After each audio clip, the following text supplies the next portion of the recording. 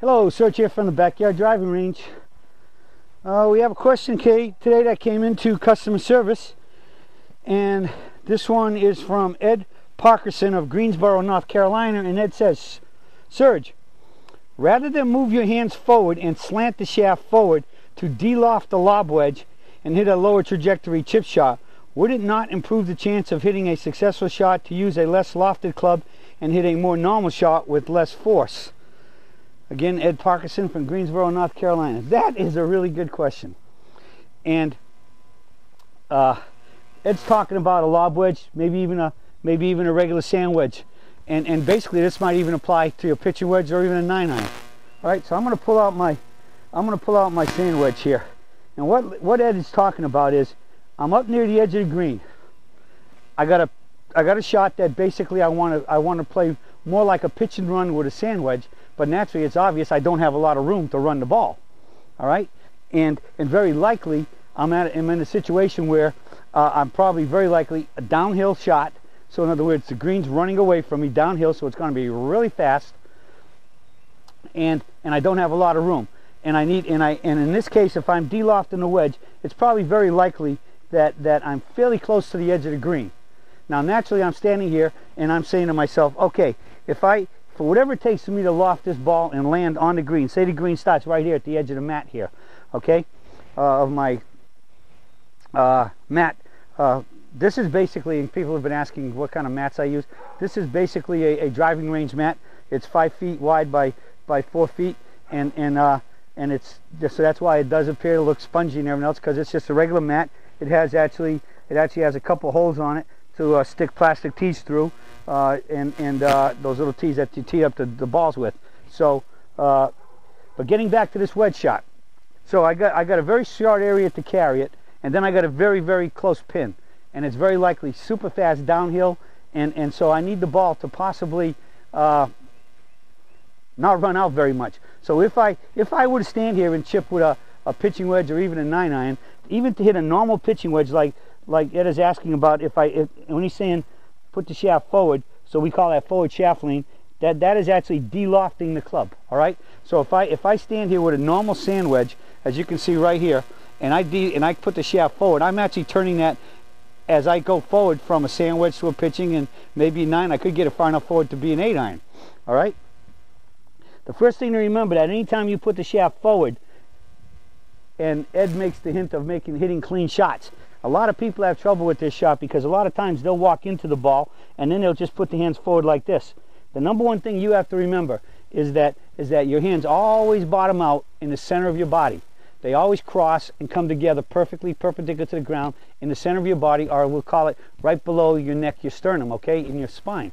So if you walked into a ball and say you wanted to chip this, say from the middle or even a little bit back, if you just walked in and put it there and then put your hands forward like this, this hand, I always go by the top knuckle on my hand, on my top hand on the club.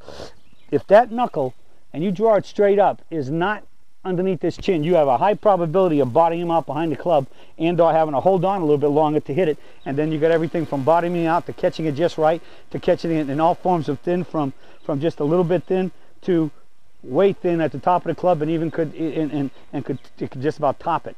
Okay, so the key is that what you do is I always walk in and I always put the hands forward. I get the hands forward to where I want it, all right, and then I finally walk into wherever I want the ball.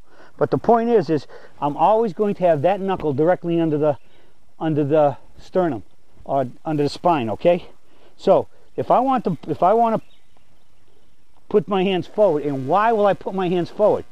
Because there's two ways to make this ball hit this green and maybe grab, where it'll grab a little bit of a nibble, as I call it, which will slow the ball down. One of them is if I played it in the middle, and actually if I had, in that case, I would have a sand wedge. I don't always a lob wedge. I don't always carry a lob wedge. Some days I do, some days I don't. I think I can do pretty much most everything I need with my sand wedge. I will play the ball more in the middle, open up the face a little, get my body a little bit more open so that the leading edge of the face is always going to the target, and I could hit what would be called a very, very short swing, kind of mini flop shot. All right, so I could get in and I could do this and hit a little mini shot like that.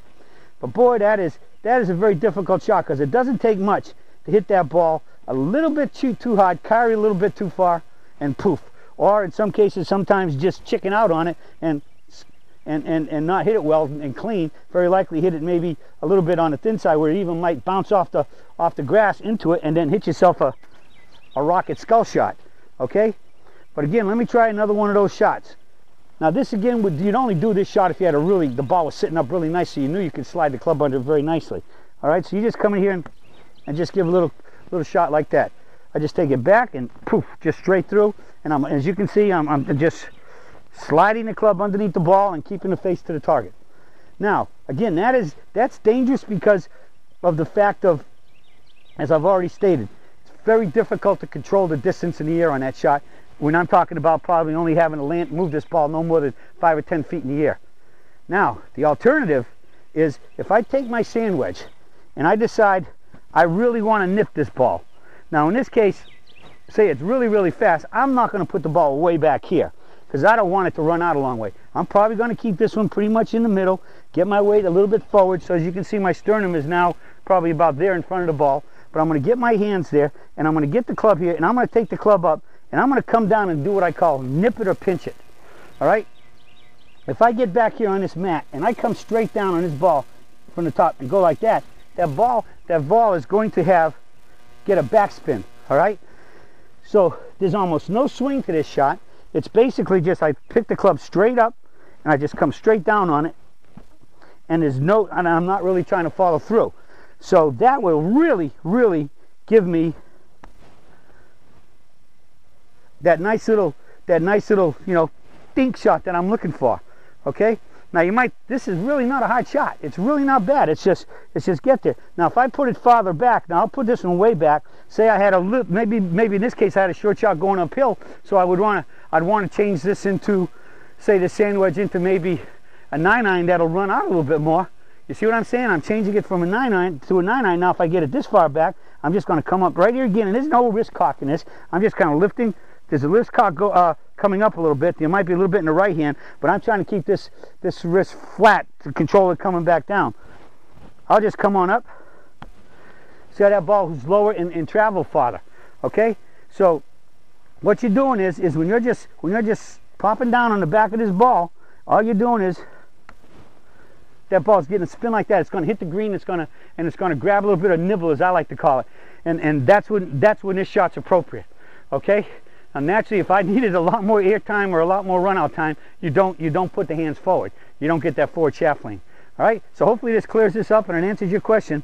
That little nibble is all the difference when you're just off the green. You've got only 5 or 10 feet to carry the ball. You just get in here, lead top thumb above, underneath the shoulders. Then we just get a little club back in here, and you can actually see. You do this, you can actually see that ball spinning in the air. And when that hits, it's going to hit and grab a little bit and slow down. All right? So, great question. Because, again, we always say, when you're this close to the green, you want maximum run out. In this case, I want the run out I need, but because of the downhill slope, I got to put some action on that ball and get it to grab a little bit, or that nibble. And that's where you need a little forward shaft lean, a little forward body ahead of the ball. And where you play it in your stance will determine how much little bit of height you'll get. But either way, when you come back up and just nip down or you don't even say, just come down stabbing it behind that ball, boom, and no follow through, you're going to see that ball will just jump up, get a good spin, and nibble when you hit the green. It's really a cool shot, and it's really not that hard to learn. So hopefully this will all help you find another shot to have in your arsenal of weapons when you're around the green to get that ball up and down so you can shoot those lower scores. That's it for the search for today, and I'll be talking to you all again soon.